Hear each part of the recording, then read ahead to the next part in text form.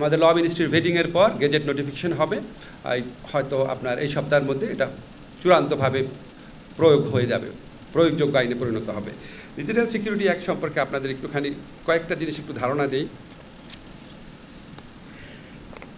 সেটা হচ্ছে, প্রথমেই বলি, এই প্রস্তাবিত যে অধ্যাদেশ আছে এখানে প্রথমবারের মতো ইন্টারনেটকে নাগরিক অধিকার হিসাবে স্বীকৃতি দেওয়া হয়েছে।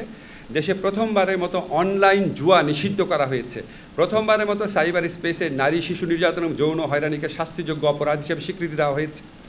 এবং এই আগের যে আইনটা ছিল ডিজিটাল সিকিউরিটি অ্যাক্ট, সেখানকার 9টা ধারা বাতিল করা হয়েছে। এবং এই 9টা ধারায় ছিল কুখ্যাত ধারা। এই ধারাগুলোতে 95% মামলা দায়ের হয়েছিল। এই মামলাগুলো এখন স্বয়ংক্রিয়ভাবে বাতিল হয়ে যাবে। এছাড়া কিছু কিছু যে আর্টিকেল আছে সেগুলিকে পরিবর্তন করা হয়েছে এবং স্পিচ অফেন্স বা কথা বলে বা মতামত প্রকাশ করে যে অপরাধ, সেখানে মাত্র 2টা অপরাধ রাখা হয়েছে। একটা হচ্ছে নারী ও শিশুর প্রতি যৌন নির্যাতনমূলক কন্টেন্ট প্রকাশ, হুমকি দেওয়া, আর একটা হচ্ছে ধর্মীয় ঘৃণা ছড়ানো, যে ঘৃণা ছড়ানোর মধ্যে দিয়ে সহিংসতাকে উস্কে দেওয়া হয়। মানে ধর্মীয় ঘৃণাও এটাকে একটা খুব কঠোরভাবে সংজ্ঞায়িত করা হয়েছে, যাতে ভুল বুঝাবুঝি না হয়, কেউ কাউকে হয়রানি করতে না পারে। ধর্মীয় উস্কানিমূলক বক্তব্য বা যে কোনো কন্টেন্ট যেটার কারণে সহিংসতা উস্কে যেতে পারে, সেটাকে শাস্তিযোগ্য অপরাধ করা হয়েছে। এছাড়া আপনার দক্ষিণ এশিয়াতে প্রথমবারের মতো এখানে আর্টিফিশিয়াল ইন্টেলিজেন্সের মাধ্যমে যদি আপনার কোনো সাইবার অপরাধ করা হয়, সেটাকে শাস্তিযোগ্য করা হয়েছে। আর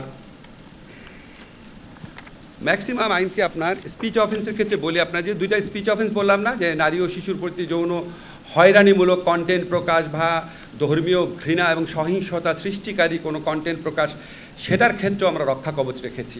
এই ধরনের মামলাও কারো বিরুদ্ধে হলে এটা আপনার আমলি আদালতে যাবে, যেই ম্যাজিস্ট্রেট এটা কগনিজেন্সে নেন সেখানে যাবে।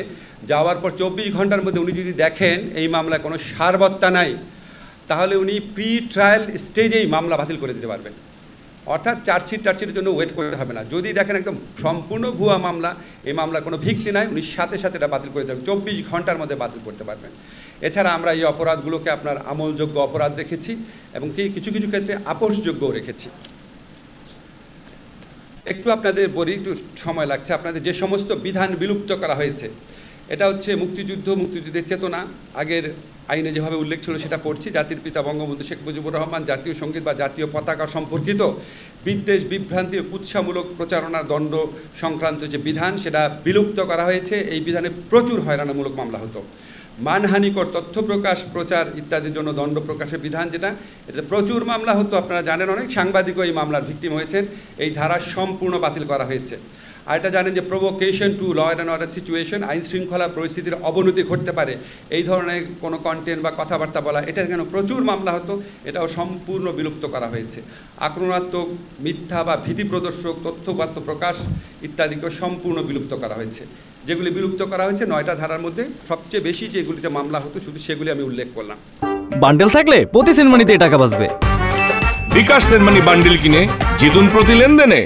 এই যে আপনাদের বললাম যে 9টা ধারা বাতিল হয়েছে, এই 9টা ধারাতে 95% মামলা বিগত ফ্যাসিস্ট আমলে দায়ের করা হতো। এই মামলাগুলো এখন থেকে স্বয়ংক্রিয়ভাবে বাতিল হয়ে যাবে, স্বয়ংক্রিয়ভাবে। এই আইনটা যেদিন গেজেট নোটিফিকেশন হবে তার আগের দিন পর্যন্ত এই 9টা ধারায় যত মামলা হয়েছে তা স্বয়ংক্রিয়ভাবে বাতিল হয়ে যাবে।